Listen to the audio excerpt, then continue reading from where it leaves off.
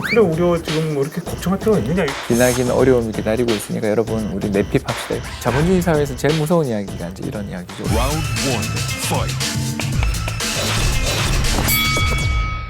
안녕하세요. 박종훈의 경제 한방입니다. 최근 들어서 각국이 코로나19의 여파를 극복하기 위해서 많은 노력들을 하고 있는데요. 그런데 이제 다들 V자 반등 한번 줘주지 않겠냐 기대하는 분들도 계실 텐데, 그런데 또 한편에서는 마이너스 물가가 계속 이어지면서 디플레에 대한 우려가 굉장히 높아지고 있습니다. 과연 이런 상황에서 세계 경제가 어디로 가고 있는지, 또 필요한 대응이 무엇인지 이분의 고견이 필요할 것 같아서 이렇게 또 모셨거든요. 늘 필요할 때마다 정말 좋은 책과 강연으로 많은 가이드를 해주시는 홍춘욱 이코노미스트, 대한민국 대표 이코노미스트 모셨습니다. 안녕하세요.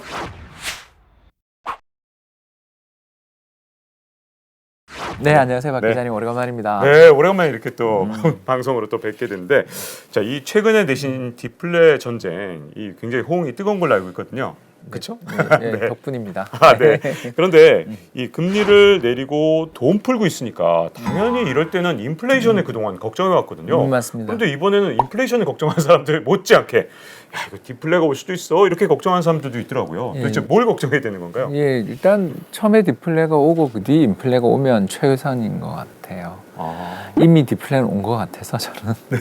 이미 디플레가 예, 이게 우리에게 이미 디플레는 저는 왔다는 생각을 많이 가지게 되는 게, 예, 최근에 발표됐던 우리나라 소비자 물가를 보면 4월달 물가가 전년 같은 기간에 비해서 0.1% 상승에 그쳤는데, 사실 그보다 저는 더 무서운 게 전월 대비, 그러니까 3월에 사실 코로나 쇼크가 왔잖아요. 네. 네, 그때도 물가 빠졌지만 4월달이 3월달 비해서 0.6%나 떨어졌어요, 물가가.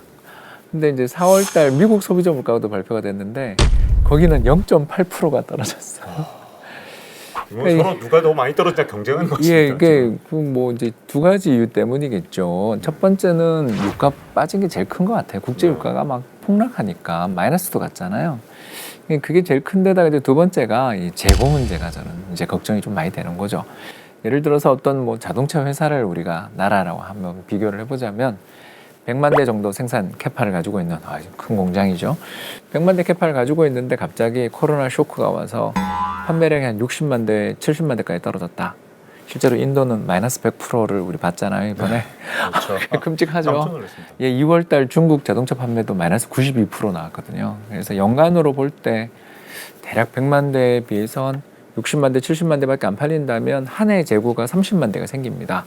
자, 이제 이 재고를 어떻게 해결할 거냐? 그래서 제가 그 사장님이면 머리가 아플 것 같아요. 일단 첫 번째는 연식 박힌 차는 깎아줍니다. 뭐 이렇게 하면서 좀 하고, 또 아니면 옵션을 잔뜩 넣어서 싸게 파는, 그러니까 가격에 절대적인 가격을 내리는 건 너무 리스크가 크니까 옵션을 공짜로 넣어준다든가 하면서 어떻게든 해줄 거고, 그래도 문제가 해결 안 되면 결국 계약직들이나 하청 근로자들, 파견 근로자들을 불러서 미안하지만 내일부터 안 나와도 돼. 그러겠군요. 우리 뭐 정말 끔찍한 이야기가 되는 거죠. 그래서 이제 그 다음 해가 됐어요. 뭐 정부의 경기 부양 정책, 제로금리 정책 덕분에 차가 120만 대 팔렸다고 우리 가정해 보자는 거예요. 굉장히 낙관적인 가정입니다. 네. 120만 대 팔렸는데, 자, 그러면 좀 모든 게 해결됐고 제품 가격을 인상할 수 있는가? 천만에 만만해죠. 왜냐하면 앞에 제가 분명히 말씀드리기를 재고가 40만 대라 그랬잖아요. 그런데 그 다음에 120만 대가 팔렸으니까 20만 대의 재고는 그냥 남아 있는 거죠.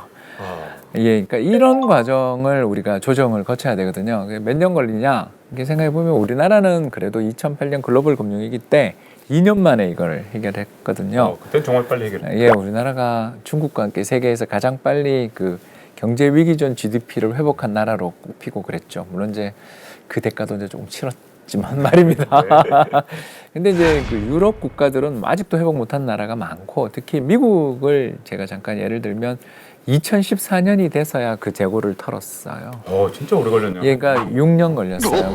과잉 재고, 악성 재고가 계속 물건값을 떨어뜨리는 그 압박을 경제가 해소시키는데 6년 걸렸기 때문에 2014년부터 금리 인상 시작해서 그게 연말부터 이제 금리 인상이 시작됐잖아요. 네. 이런 걸 생각해 보면 내구재.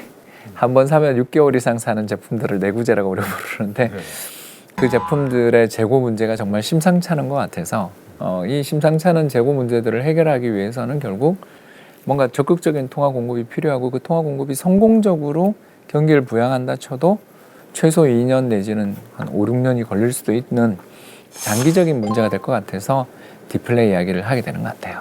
그렇게 말씀하신 대로 가면 저기 상황이 안 좋다는 얘기잖아요. 근데 주가도 오르고 금융시장도 안정되니까 이제 V자 회복하는 거 아니냐, 뭐 디플레 우려 지금 뭐 이렇게 걱정할 필요가 있느냐 이렇게 생각하시는 분도 있더라고요. 새로 슈퍼를 하나 열거나 백화점을 열었을 때 우리가 이렇게 지나가면서 막 뿌리잖아요. 음악도 틀고 신나는 또 행진곡도 틀고 막 그러는 게 기분을 좋게 만들어서 사람들한테 야 여기 뭐 가면 뭔가가 있을 것 같아라는 기대를 부풀어 오르게 함으로써 목액하는 것처럼 전 세계 중앙은행들이 이제 앞날을 보고 있으면 가슴에 마치 그 뭘 먹다가 체한 것 같은 기분으로 정책을 쓰고 있을 거예요. 야 이거 큰일 났다.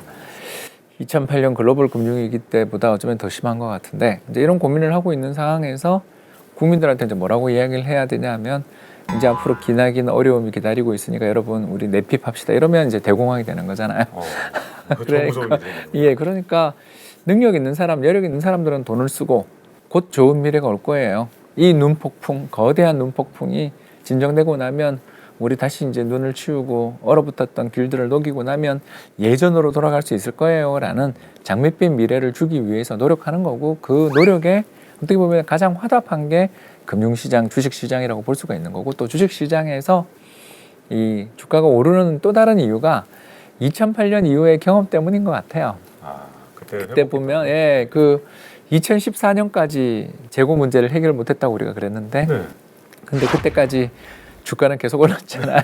그게 왜 그러냐면 경제라는 게 돈을 막 풀어도 실물에 돈이 가면 이게 참 좋은데 실물 부분이라는 게 기업이나 근로자들 그리고 소비 이런 데로 가는 게 실물인데 그쪽으로는 사실 돈이 가는데 좀 시간이 걸리고 어려움들이 생길 수 있는 반면에 이 돈들이 자산시장 특히 금융시장으로 가는 데는 별로 제약이 없으니까 이게 금융시장에 돈을 이렇게 많이 풀어주면 이 돈이 경제에 인플레를 일으키는 데는 아직 역부족일지 모르지만 그 돈이 자산시장에 유입되는 효과를 가져올 수 있는 이게 저희들이 이제 유동성 효과라고 부르는 그런 것들이 지금 금융시장에서 나타나고 있고 이건 생각밖에 더 갈 수도 있는 문제죠.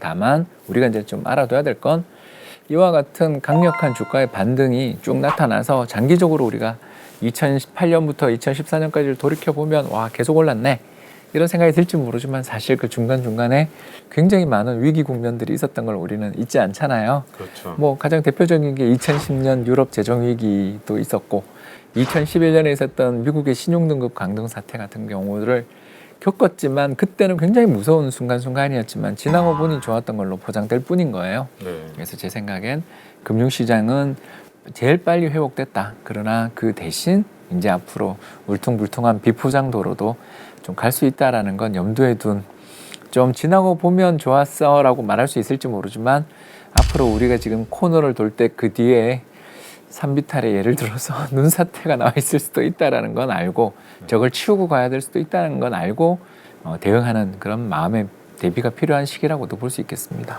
그 울퉁불퉁한 길이 우리가 그동안 경험했던 이 길이 아니라 디플레이션이라는 길이잖아요. 근데 우리가 인플레이션은 상당히 익숙해져 있는데 한 최근에 뭐 우리가 발전을 한 이후로는 계속해서 인플레이션이 있었으니까요. 근데 디플레이션이 온다면 도대체 어떤 일이 일어날까요? 당장은 뭐 물가가 싸지니까 좋아하시는 분들도 있더라고요. 근데 예. 그게 아니라면서요? 근데 이제 디플레이 문제는 크게 두 가지가 있는데 이제 좋은 점은 박 기자님 이야기하셨으니까 아유 뭐 물건값이 싸지는 거죠. 아까 자동차 비유를 해볼까요? 아 이거 안 좋은 비유인데 그래도 우리나라 자동차 강국이라서 그렇죠. 이 비유가 어떻게 보면 시청자분들한테 잘 가슴에 올 것 같아서 이걸 써보겠습니다. 자 아까 이야기했던 대로 이제 재고가 40만 대 쌓인 공장이 그 다음 해에 다행스럽게 정부가 경기 부양을 강하게 하고 특히 2008년에 했던 정책들 혹시 기억나세요? 이구환신 혹시 기억나세요? 이구환신.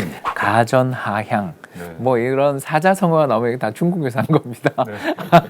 중국 정책 당국이 2008년 글로벌 금융위기에서 중국 경제를 이제 부양하기 위해서 4조 위엔 그러니까 뭐 우리나라 돈으로 이야기하면 800조 원 정도에 달하는 어마어마한 경기 부양 정책을 펼쳤는데 그 핵심이 뭐였냐면 가전제품이나 자동차를 사면 돈을 보태주는 제도였어요. 그러니까 세금을 깎아주는 정도가 아니고요. 개별 소비세 인하가 아니고요. 차를 사면 돈을 주는 정책을 펼친 겁니다. 굉장히 화끈한데요. 예. 그래서 우리나라 일부 지자체에서 하고 있는 전기차 같은 연비 좋은 차에 대한 보조금 정책을 전국으로 확대했다고 생각하시면 되겠고요. 그 덕에 자동차 시장이 폭발적으로 성장해서 중국은 자동차 판매량이 미국을 그때 넘어서게 되죠. 세계에서 가장 큰 자동차 시장은 중국입니다. 그렇게까지 커질 수 있었던 이유가 어마어마한 경기 부양을 해줬죠. 그런데 이제 문제가 생깁니다. 자, 어떤 사람들이 마음에 이제 이런 생각을 갖게 되는 거죠. 조금만 기다리니까 정부가 돈도 못 해주고 제품 가격도 인하되네.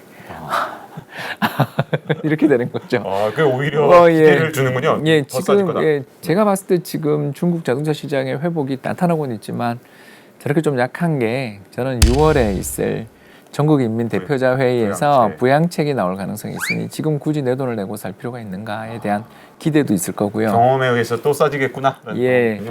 뭐 그러고 나면 또 제품 가격을 인상을 못 해요. 기업들 입장에서 싼 맛을 받기 때문에 정부가 이제 보조금을 취소해도 그 가격이 취소된 만큼을 어떻게든 보상을 좀 더 해주려고 애를 쓰게 되는 이제 문제가 다른 사람의 매출은 곧 나의 고용이잖아요. 그렇죠.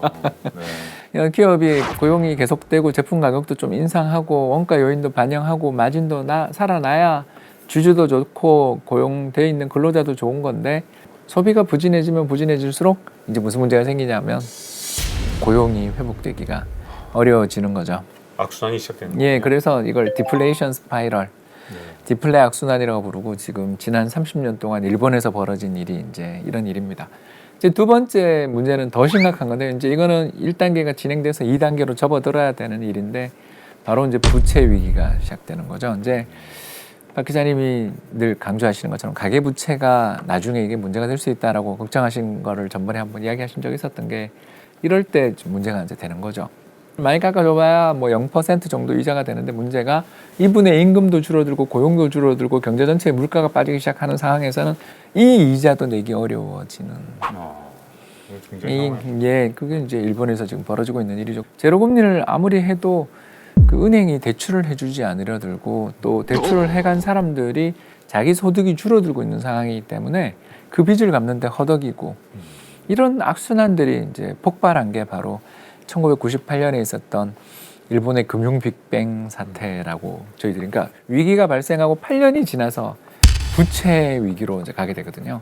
그래서 디플레라는 게 초기에 조금 부작용이 있더라도 저걸 빨리 잡아야 된다라고 저희들이 말씀드리는 게 그게 처음에 아까 이야기했던 디플레이션 스파이럴의 징후가 보일 때 빨리 대응하지 않으면 나중에 이 부채에 대한 실질적 부담이 가중되는 문제들이 생기면 그 다음부터는 경제가 이제 수렁에 완전히 빠져들어서 꼼짝달싹 못하는 지금 아베노믹스라는 초유의 정책을 2013년부터 일본이 하고 있지만 아시는 것처럼 지금까지 7년이 지났는데 7년 동안 일본의 물가가 6% 정도 올랐거든요. 7년 동안 6% 올랐는데 그 사이에 소비세를 2번 인상했어요. 소비세를 5% 인상했거든요. 소비세 인상한 만큼 오른 거군요, 물가가. 네, 그거 조금 더 오른 거예요. 그러니까 환율이 1달러에 70엔이 120엔까지 환율이 2배 가까이 올라서 수입 물가 급등했는데도 경제의 물가는 오르지 않고 실질적인 임금은 오히려 하락했거든요. 그러니까 이런 일들이 벌어지기 전에 대응을 하자라는 거죠.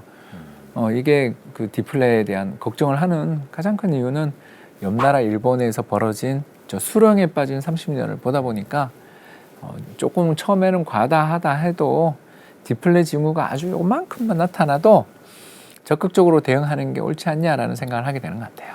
그래도 혹시 여기서 희망을 찾을 수 있는지 좀 여쭤보고 싶은 게요. 일본은 뭐 그래도 뭐 사실상 국제 통화이기 때문에 통화를 아무리 증발해도 엔화 가치가 그래도 뭐 막 떨어지거나 하는 일이 없지만 우리나라 원화 가치는 원화 가치가 팍 떨어져서 수입 물가 오르고 또 일본하고 다른 점이 우리가 수입 의존도가 일본보다 훨씬 크잖아요. 맞습니다. 혹시 그래서 여기 미중 무역 갈등까지 커지면 환율 때문에 이게 지금 디플레 걱정보다 혹시라도 인플레이션이 일어날 가능성은 없는지 이것도 궁금하거든요.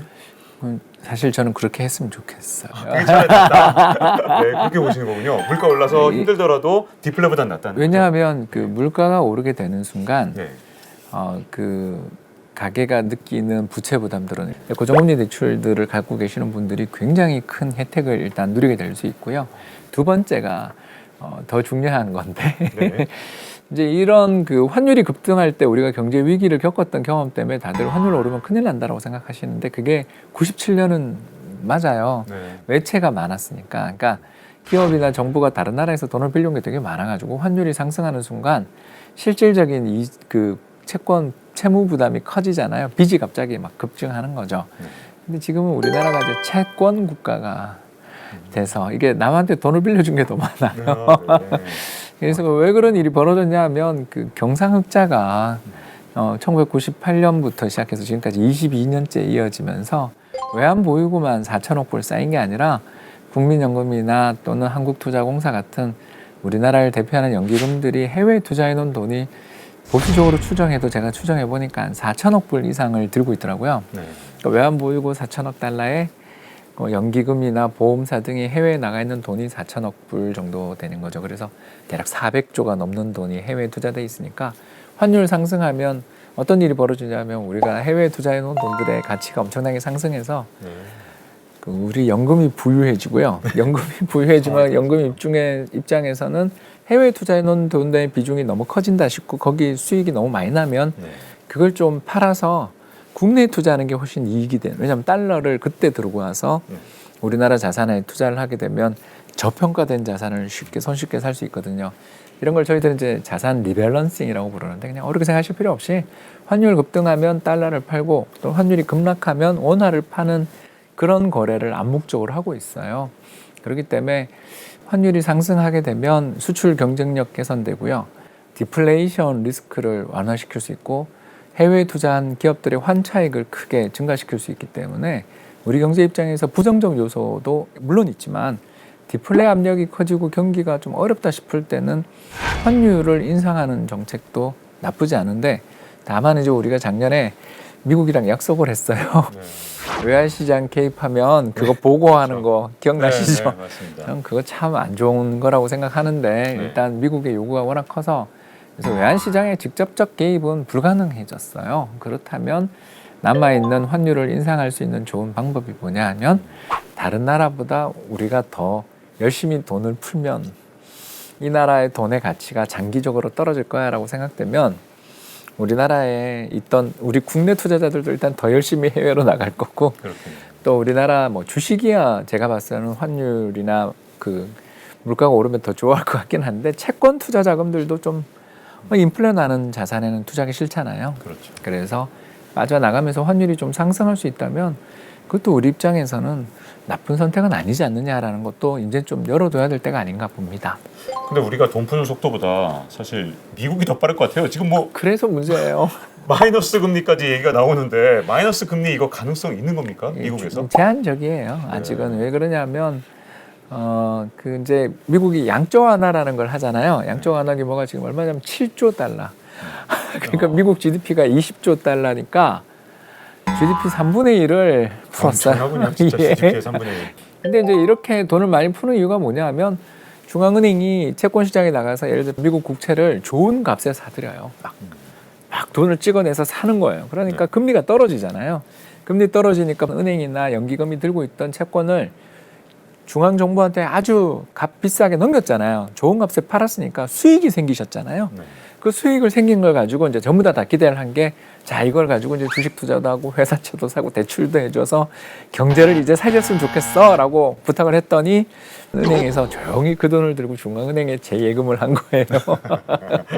이걸 바로 초과지준이라고 저희가 부르는데 지금 미국 은행이 얼마를 그 중앙은행에 재예치를 하고 있냐면 3조 2천억 달러를 예치하고 있어요. 아니 돈을 풀었더니 거꾸로 지금 다시 보내고 중앙은행으로 그러니까 무서운 거죠. 중앙은행님이 내 채권을 사줘서 내가 수익이 좋아진 건 굉장히 좋은 일인데 대출을 해주려니 기업들 어디가 망할지 무서워서 또 부동산 담보대출을 해주려니 야, 이번에 충격을 받았던 지역이 어딘지 계산도 어렵고 어려우니 나는 일단 이 돈을 들고 이 무서운 눈폭풍, 이 경기 불황에 여기서 함부로 대출해 주다간 큰일 날 수 있어. 그러니 중앙은행에 재예치해야지. 이러면서 돈을 이렇게 강제로 다 맡기고 있거든요. 그런 상황에서 이게 저는 좀 표현이 그런데 마이너스 금리를 하게 되면 중앙은행에 제시한 돈에 대해서 예금하면 돈 내. 이자를 주는 게 아니고 이게 마이너스 금리거든요. 이거를 하려면 대안을 좀 마련을 해줘야 되고 은행들 입장에서도 이렇게 돼서 중앙은행에 제치하게끔 지금 몰려 있는 상황을 어떻게든 강제로 뭐 이렇게 풀려는 건 그 뒤의 일이지. 일단 나한테 제치 안 해도 돼요. 이제 대출 좀 하세요. 저희가 돈을 풀어 경기를 살리겠습니다라는 신뢰를 얻는 게 더 우선이다라고 연준은 생각하는 것 같아요. 여기서 우리나라 현 경제 상황을 좀 진단해 보면 우리나라가 지금 디플레이션으로 빠져들 가능성 얼마나 높다고 보시는 건가요? 이제 한 20-30%는 봐야 되는 게 이게 굉장히 위험한 숫자죠. 전에 작년까지만 해도 한 10% 정도 아닌가. 저는 좀 그렇게 생각을 하고 있었는데 이제 이번에 한 10%포인트 이상 올린 거죠. 20-30%면 굉장히 높은. 그 이유는 디플레이션이 인플레이션보다 훨씬 더 풀어나가기 어렵기 때문에 좀 위험하다고 보시는 거죠? 그건 이제 인플레도 좋은 건 아니죠. 네. 인플레는 근데 이제 고혈압이라고 저희가 좀 비유를 하자면 혈압이 되게 높아요. 그래서 뭐 좀 격하게 뭐 움직이거나 또는 밖에 날씨가 너무 덥거나 뭐 이렇게 되면 사람이 굉장히 위험해질 수 있죠. 네. 근데 저혈압은 무기력증에 해당되는 거잖아요. 네. 이게 바로 디플레인 것 같아요. 그래서 경제에 돈이 안 돌고 돈의 가치가 되게 올라가고 물건값이 계속 떨어지니까 사람들이 은행에 예금도 안 하려고 듭니다. 일본에서 가장 잘 되는 사업이 두 가지라고 그러잖아요. 하나는 장래에 관련된 사업이고 또 다른 사업이 금고래요. 왜냐하면 제로 금리니까 은행에 굳이 맡기는 것도 귀찮은 거예요. 네. 그래서 근데 이제 이게 자본주의 사회에서 제일 무서운 이야기가 이제 이런 이야기죠. 왜냐하면 집집에 들어가 있는 금고에 들어가 있는 매덕은 그냥 그 안에서 퇴장돼 버려서 돌지 않아요. 상속되나 풀립니다. 그러나 은행에 들어가 있는 돈은 아무리 연준에 제치된다 하더라도 은행에 들어가 있는 돈들은 100만 원, 200만 원, 300만 원이 모여 몇 조 원이 되고 몇십 조 원이 돼서 그 돈을 가지고 기업들, 아주 큰 프로젝트를 하는 기업들에게 또는 정부에게 돈을 빌려줌으로써 경제를 살릴 수가 있죠. 네. 근데 전부 혈액순환을 하려면 은행이라는 펌프, 심장에 들어가 줘야 뭐가 되는데 무슨 일이 벌어지냐면 각 가정이라는 요 미세 혈관 안에서 피가 굳어져 버리는, 그러니까 신체 조직이 썩게 되겠죠. 그러니까 그런 일이 벌어질까 무서운 거죠. 그렇게 되면 이제 무기력증이 벌어져서 어떤 충격을 가해도 사람이 움직이지 않는 이런 장기적인 어떤 그 무기력증에 빠지게 되면 아베노믹스 같은 정책, 저희가 봐서는 뭐 상상을 못할 정도의 그런 이상한 정책을 펼치는데도 운신을 못하는 게 이미 썩었기 때문일 수도 있다는 걱정을 하게 되는 거잖아요. 네. 그래서 그런 리스크들을 생각해 보면 약간 저는 인플레를 지금은 조금은 인내할 필요가 있다. 그러니까 차값을 올릴 수 있는 그날까지 차값을 올리자면 임금을 올릴 수 있는 그날까지는 좀 참자, 이렇게 말씀을 드리는 거고요. 물론 이제 그 인플레를 찬양하려는 건 아니고 인플레이션 목표가 우리가 이제 정부가 2%거든요. 네. 근데 작년이 0.4%였어요. 네. 그리고 올해도 이대로 가면 0%대인 것 같아요. 자, 그러면 작년에 올랐어야 될 2%와 올해 올랐어야 될 2%는 이미 낮아져 버렸죠. 네. 자, 그러면 내년에 예를 들어서 한국이 경기 부양에 우리가 성공했어요. 네. 이럴 수 있잖아요. 네. 굉장히 낙관적인 기대입니다. 성공하겠다. 그래서 2% 물가가 올랐어요. 예를 네. 들어서. 자, 그러면 금리를 올려야 될까요? 오. 이거를 묻는 거죠. 이미 쌓여 있는 저물가가 2년이나 4%, 예. 계속됐기 때문에. 마이너스 4%는 이미 잃었죠. 네. 왜냐하면 목표는 2%였는데 작년 0.4%, 올해도 0%라면 둘이 합쳐서 거의 4%에 달하는 물가 상승의 요인이 사라져 있는 상황에서 이제 막 물가 2% 올랐다고. 네. 한국은행은 금리 2% 물가 2% 되면 금리 올리잖아요. 올릴 거냐 이거죠. 저는 그래서는 안 된다는 거죠. 인플레가 이전에 잃어버렸던 인플레를 만회할 때까지, 다시 말해서 6% 정도 물가가 오를 때까지는 누적적으로 6% 정도의 물가가 오를 때까지는 참아야 된다. 그런 태도들을 보여야 사람들이 신뢰한다. 아, 이 정부는 인플레를 원해. 또는 이 경제는 인플레이션이 앞으로 정착될 거야. 앞으로 물건값은 오를 수 있어. 라는 기대를 가지게 되면 사람들이 좀 더 기다렸다 사지. 뭐 사람을 좀 이따 고용하지 뭐 하는 이런 생각들을 버리게 되면서 경제에서 돈이 돌기 시작하고 모세혈관에서부터 다시 심장으로 펌프질이 돌아가기 시작하고 그게 흐름을 확연하게 흐른 다음에 거기서 어떤 액션이 저는 나와야 되는 거죠. 그래서 미 연준이 2014년에야 금리를 인상하려고 들었던 거라든가 이런 것들을 우리가 지금 잘 돌이켜보면 제 생각에는 우리나라 정부도 돈을 푸는 것도 참 중요한데 수년 후 금리를 인상하려고 들 때도 인내심을 좀 가질 필요가 있다. 그렇게 보는 거죠. 근데 지금 미국에서도 어떻게든 디플레로 빠지지 않도록 뭐 오직하면 뭐 현대통화 이론 그래서 MMT까지 나오고 그랬는데 우리나라에서 이렇게 다시 디플레를 막고 인플레로 유도할 만한 정책 수단이 과연 있는지 또 한국은행 의지가 있는지도 좀 궁금하거든요. 이제 그 두 가지는 구분돼야 되겠죠. 첫 번째 수단은 있습니다. 그게 이제 금리 상한제라는 무시무시한 정책을 우리가 생각해 볼 수 있는데 이 정책을 펼친 것은 1942년부터 1951년까지 미국 중앙은행이 금리 상한제를 펼쳐서 금리를 2.25% 이상으로 못 오르게 정부가 아예 규제를 했어요. 그래서 금리를 그 이상 가격으로 금리가 오르면 정부가 사준 거죠. 이런 정책을 펼쳤는데 최근 호주 중앙은행이 세 가지 정책을 발표했습니다. 첫 번째 제로금리 0에서 0.25% 수준까지 정책금리를 인하했어요. 두 번째 포워드 가이던스 이게 뭐 별거 아니고요. 아까 제가 방금 이야기했던 겁니다. 앞으로 물가가 충분히 오를 때까지 저희는 금리 인상 안 하겠습니다라고 약속을 했어요.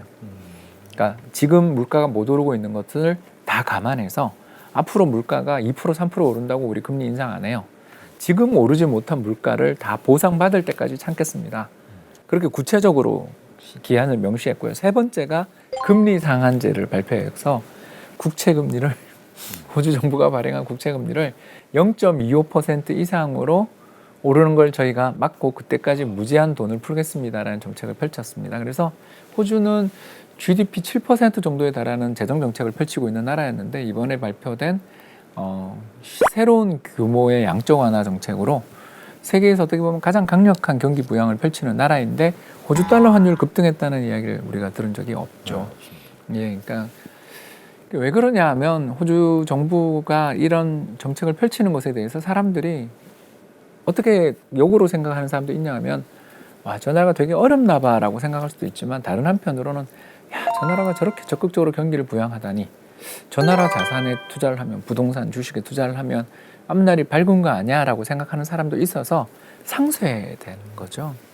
이런 측면에서 제가 뭐 한국은행한테 제로금리의 포워드 가이던스에 금리 상한제를 하자 이렇게 말을 한들 그분이 듣지 않으시겠지만 하나 우리가 생각해 볼 수 있는 건 우리나라 금리가 주요 선진국들 G20 국가들 중에서 선진국에 포함되는 나라들 한 13개 정도 중에 우리가 제일 높거든요. 그렇더라고요, 요즘은. 예, 그리고 다 0%입니다. 네. 그래서 이런 나라들에 비해서 우리나라 경제가 뭐 그렇게 크게 인플레이션 위험이 있어서 그걸 높게 유지를 한다면 모르겠는데 그렇지도 않은데 굳이 이렇게 금리 정책을 0.75%를 둬야 되는가? 저는 좀 더 인하를 일단 해보는 게 어떤가? 이런 말씀을 드리고 싶습니다. 이렇게 디플레가 우려되는 시대에 근데 많은 개인 투자자들이 이때가 저가 매수다 그래서 많이 뛰어들었고요. 저는 이제 더 안 사고 있습니다. 반등 시 좀 조정을 하는 쪽으로 제가 고민하고 있는 자산을 그냥 같이 고민해 보셨으면 좋겠는 게 Round one, fight.